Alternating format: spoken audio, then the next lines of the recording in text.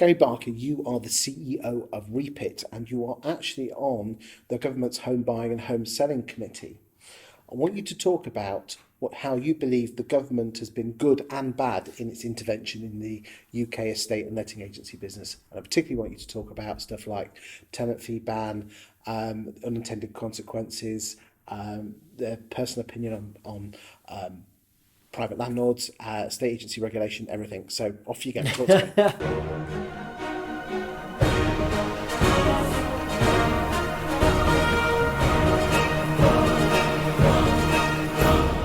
That's quite a wide piece, Yes, but you know what? It's probably the most topical piece that's going around at the moment. And you know, I'm fortunate enough to sit on one of the home buying committees. You know, I spend some time with the Housing Minister Department to try and help them from a data perspective. Because a lot of the time it's learning. You know, I think the good bits that the government, Because you've got some cracking data at Reapit, haven't you? we've got some great data, and I think it's our job to make sure that the right people see that data and Yes. they make the right decisions around that data.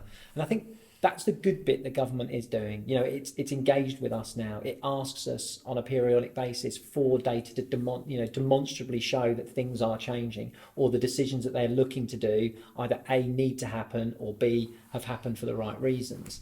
And I'm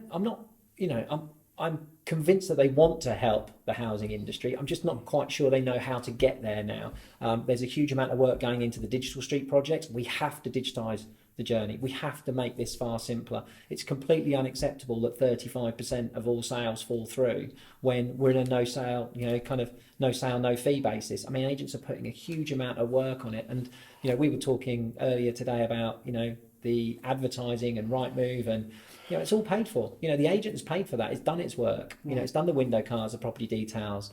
It's done all those viewings. And if it gets nothing because that sale can't go through because title deeds have been held up, you know, the chains have been going on for too long, mortgages can't be arranged, you know, and it's a real challenge, home buying and home selling, you know, and those traditional agents do a fantastic job of helping their buyers and sellers through that journey, because you know it's emotive, and 6 weeks into that process, oh, there's another house come on, or maybe I'll look at, and that's got to change. It's got to shift that dynamic. What else? What information have you been sharing with them that raised an eyebrow with them? Yeah, I think one of the things that raised an eyebrow, probably more with me and then in turn with them, is I asked a direct question of them, which is, you know, how do you feel the tenant fee ban's gone? And they said, oh, you know, I think, you know, we're really confident that it's had the desired, you know, impact in the marketplace. We feel that those rogue agents can no longer charge high tenancy fees. And I said, but, you know, do you not think there was any unintended consequences coming out of that? Have you got any data to kind of back up what's happening? And they said, no, can you share some? And we were in a really good position. What we could do is we could share renewal data. So we looked at renewals in 2018 and 2019. And we said, look, same house, same tenant, just completely renewing it.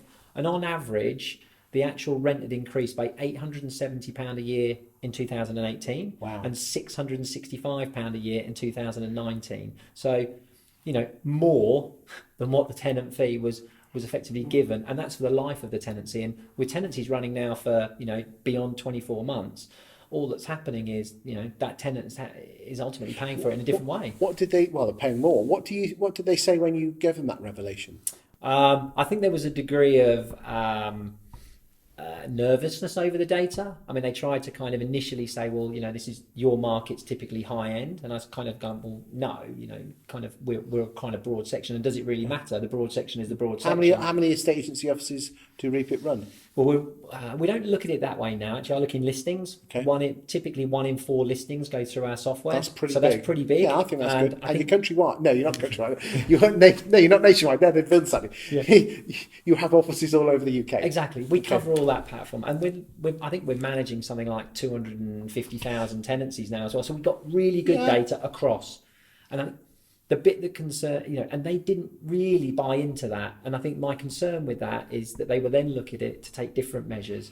And I kind of said to them, the other thing our data is showing is that just over 10% of all private landlords are looking to actually sell their property right now. I bet they'd say it was good news so institutionals can buy them. It was exactly what they said. You know, institutionals can buy up more, more governance, less profit margins. And I said, but corporate agents absolutely were going to take more margin they and screw actually can everything control down. it because they can actually tighten it down. So again, I'm Because not sure. because a lot of private landlords, they won't push their rents up because they fall in love with the tenant. Exactly. That kind of acceptance and benevolence with those tenants, where they get to know them and they know the cat and the dog and they know that they have fish and Yes. chips on a Friday night. You know.